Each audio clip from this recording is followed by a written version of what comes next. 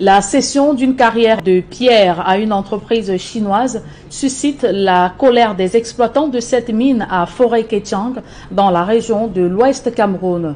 Ils ont bloqué l'entrée au sous-préfet du coin pour faire entendre leur voix dans l'espoir de préserver la source de leur pain quotidien. Leclerc Sakem pour plus de précisions. À cette heure de la journée, cette carrière, située dans le groupement Forêt-Kétiang, grouille de monde. Ce matin, les exploitants de cette carrière ont choisi de faire un sitting à l'entrée. Et pour cause, le projet d'implantation d'une entreprise chinoise. Ce qui a suscité le courroux des exploitants.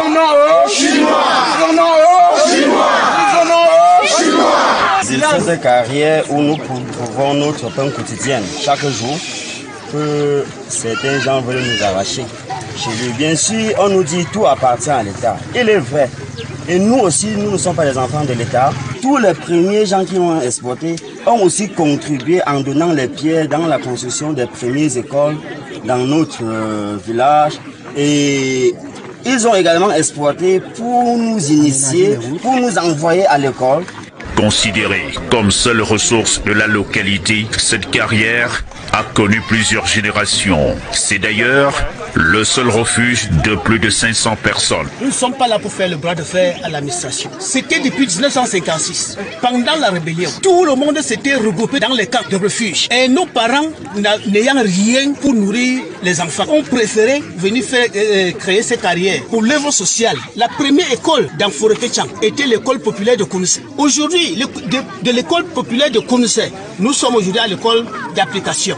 Comment est-ce qu'on veut mettre nos enfants en chômage? Ça, c'est un site de banditisme que si l'administration accepte que les Chinois viennent nous déguerpir, donc il veut créer une bande de ravageurs. Et si un enfant en chômage vole, même le Seigneur aura pitié de lui. Meurtris, ils se sont érigés en barrière pour empêcher l'accès au site d'une mission conduite par le nouveau sous-préfet de l'arrondissement de Tchang. Le maire de la commune de Tchang, en langue locale, tentera de parlementer avec les manifestants.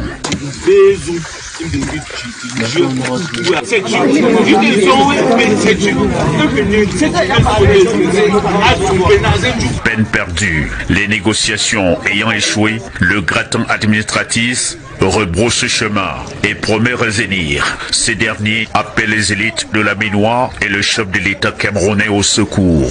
On nous cherche comme ça, nous les parents, nous allons laisser ce bachelier, ce licencié ou au chef de l'État de veiller à nous. Nous sommes les Camerounais. Nous demandons au chef de l'État, si tu as 2 enfants, le premier enfant vient, il est assis.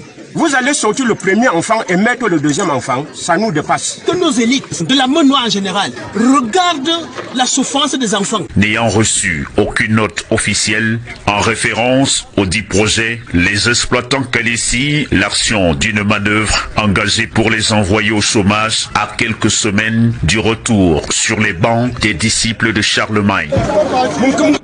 L'axe PK14 Chefferie Bona Moutongo, un cauchemar pour les usagers de cette route.